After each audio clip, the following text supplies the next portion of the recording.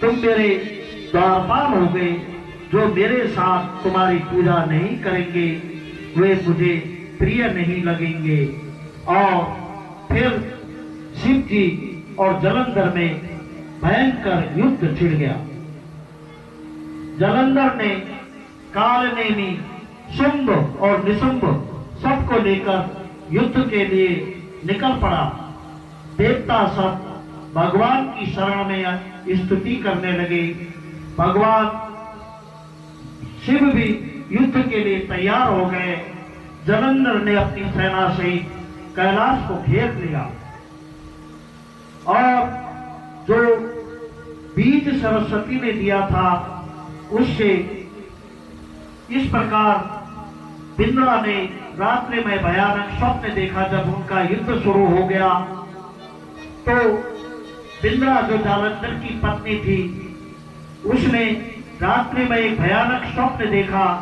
प्रातः काल कहीं शांति न मिलने पर इंद्रा वन में चली गई। वन में घूमते हुए दो राक्षस बिंदा को मारने के लिए दौड़े। उसी समय उसने एक शिष्य के साथ वहां एक तपस्वी को बैठे हुए देखा। बिंदा तपस्वी की शरण में आ गई। बिंदा बोली, मुने मां रक्षा, हे मुनि मेरी रक्षा करो। जैसे ही उस तपस्वी, और वो तपस्वी कौन था? वो तपस्वी था भगवान विष्णु। जैसे ही उस तपस्वी ने हो भर कहा वे दोनों राक्षस वहां से भाग गए।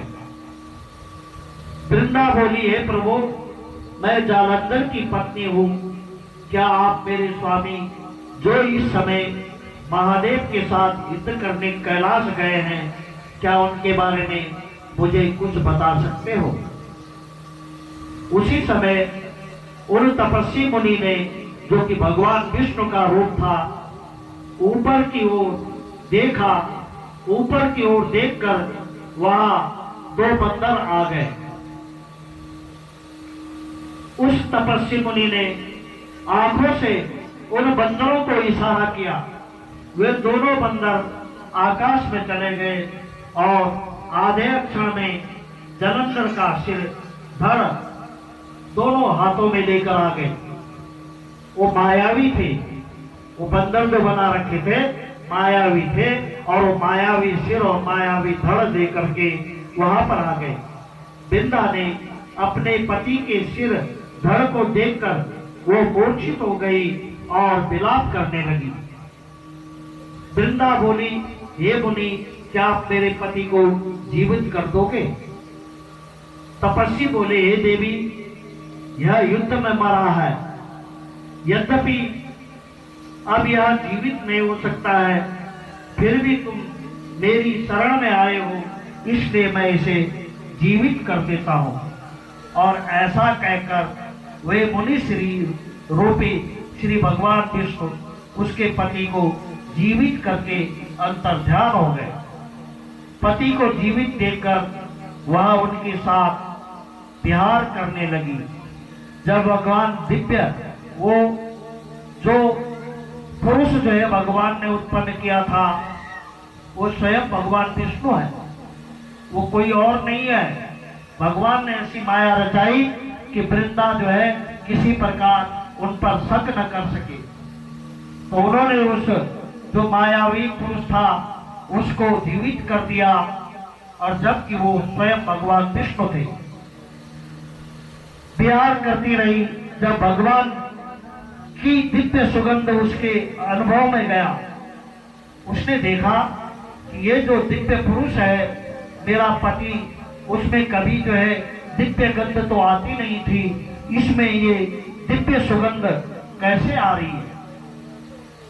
जब भगवान की दिव्य सुगंध उसने अनुभव किया तो पहचान गई कि ये भगवान विष्णु है। और भगवान ने, वृंदा ने भगवान को शाप दे दिया, क्योंकि भगवान ने उसका पतिव्रत धर्म जो है नष्ट कर दिया। ये तया माया ख्यातो सखियो दर्शितो ममा तावे राक्षसो भूता भार्या तव हरिष्यत। वृंदा बोली, हे प्रभु, आपने अपनी माया से जिन दो पुरुषों को दिखाया था, उन्हीं राक्षसों के द्वारा तुम्हारी पत्नी का हरण होगा। वो जो दो बंदर दिखाए थे, भगवान ने अपनी माया से वो राक्षस होने का उन्हें जो है वृंदा ने साफ दे दिया। तुम पत्नी के दुख में बन बन भटकोगे, ये बंदर ही तुम्हारी सहायता करेंगे, और यह जो शेषनाग तुम्हारा शिष्य था बना था, यह भी तुम्हारे साथ परमण करेगा। ऐसा कहकर देवी वृंदा अपने पति का ध्यान करके अग्नि में प्रवेश कर गई। वृंदा विष्णु को वृंदा पर इतना प्रेम आया कि श्री हरि अपने भक्त वृंदा की भस्म में ही लोटपोट हो गए।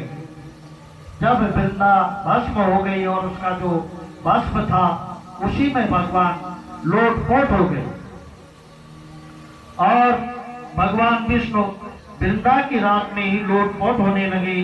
तब भगवान शिव के आदेश पर देवताओं ने त्रिगुणात्मिका देवियों का ध्यान किया। उन 3 देवियों ने 3 बीज दिए और कहा, इन 3 बीजों को वही बो देना जहां भगवान विष्णु उस राख में लोटपोट हो रहे हैं। उन देवताओं ने वृंदा की चिता के नीचे उन 3 बीजों को डाल दिया। जो बीज सरस्वती जी ने दिया था, उस